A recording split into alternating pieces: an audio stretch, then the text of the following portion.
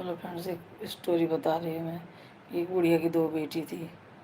दोनों बेटी में दोनों का अच्छे से पालन पोषण किया, अच्छा एजुकेशन दिया। दोनों की 3 साल 4 साल के अंतराल में शादी हुआ। पहले बड़ी वाली का हुआ, उसके 4 साल बाद छोटी वाली लड़की किया। पहली लड़की अच्छे घर में गई, अच्छे से दान दहेज दे के शादी ब्याह किया, खुश थी। अच्छे से उसकी घर गृहस्थी चल रही थी। उसकी दो लड़कियां थी। दोनों लड़कियों को पढ़ाने में बिजी थी, पढ़ा लिखा के अच्छा से उनको एजुकेशन दे रही थी। फिर छोटी बेटी का 4 साल बाद शादी किया उसने, बुढ़िया ने। जो वो अच्छी उसकी शादी अच्छे घर में नहीं हुई थी। फिर वो अपना मजदूरी करके खाती थी पीती थी।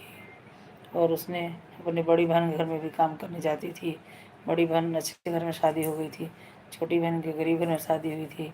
तो बड़ी छोटी बहन जाती थी बड़ी बहन के घर में, काम करके आती थी। फिर अपने बच्चों का पेट पालते। उसके भी दो तीन तीन बच्चे थे, दो लड़का एक लड़की। दोनों को बर्तन वर्तन साफ करके आती, खाना बचता था वो लेके आती थी, तो अपने बच्चों को खिलाती थी वो बुढ़िया, उसकी छोटी बहन।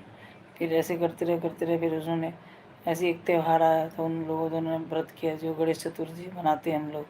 गणेश जी का जो व्रत करते हैं, उसके पास खाने के लिए कुछ था नहीं कि उसको खा के वो व्रत रहेगी, ऐसा कुछ था नहीं उसके पास। तो थोड़ा सा चावल था, उसको खा के अपना सो गई। फिर गणेश जी आए तो बोले कि मुझे खाना दो, मुझे भूख लगी है। तो बोले कि खाना तो कुछ है नहीं हमारे पास, थोड़ा बहुत बचा है चावल, वही है, खा लो। चावल की अनाज पड़ी है, उससे खा लो आप। तो बोले कि ठीक है, ला के दो मुझे। तो एक वो दिए तो वो खा लिए। तो बोले कि मुझे ज़ोर से लग गई है। तो बोले कि ठीक है, जाओ कर लो कहीं पे। तो उन्होंने चारों तरफ कर दिया।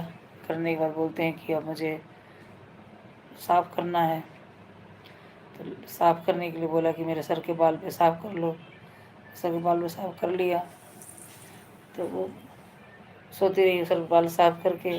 फिर बोले चले गए सुबह उठ के गणेश भगवान वहाँ से। फिर उठ के देखी बुढ़िया, तो सब उसके चारों तरफ सोना सोना, पैसे की कमी नहीं रही। खुश हो गई। उसका घर द्वार सब अच्छा से बन गया भगवान के आशीर्वाद से।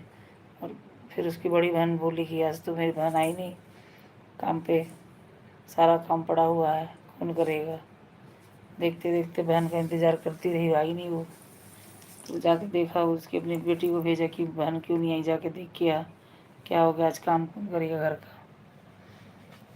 तो जाके देखा तो उसका झोपड़ी से महल बन गया था। तो जाके उसकी बेटी ने बताया कि चाची का तो झोपड़ी से महल बन गया मम्मी, पता नहीं कैसे बन गया।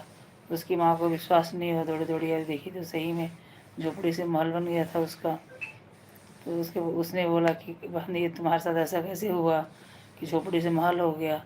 तो उसने बोला कि मैंने ऐसे ऐसे किया था व्रत, और आए थे गणेश जी, मुझे बोले ऐसे ऐसे खाना दो, फिर मैंने दिया उनको। तो फिर वो खाए और बोले कि मुझे निपटाना है, तो निपटा के चले गए।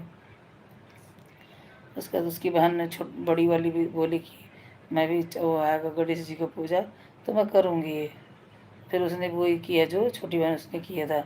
उसने भी, उसके पास तो सब कुछ था, धन था, सुख था, समृद्धि था, फिर भी उसको पैसे की लालच थी, इसलिए उसने ये व्रत चुना गणेश जी का।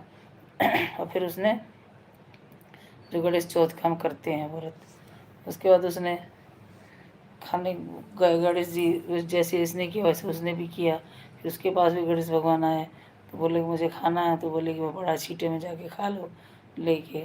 तो खाने गई, खाने गए, खा के वहाँ से बोले कि मुझे निपटाना है। तो बोले कि कहीं भी निपटा दीजिए।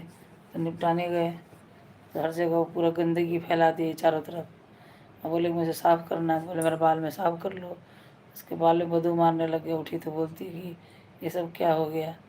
तो भगवान बोले कि तुमने लालच किया था इसलिए ये हुआ है, तुम्हारे पास सब कुछ था फिर भी तुमने लालच किया, इससे तुम्हारी हाल हुई है। फिर उसने फिर माफ़ी मांगा कि बोला लालच नहीं करना चाहिए, जितना है उसी में खुश रहना चाहिए। राधे राधे, जय श्री कृष्णा।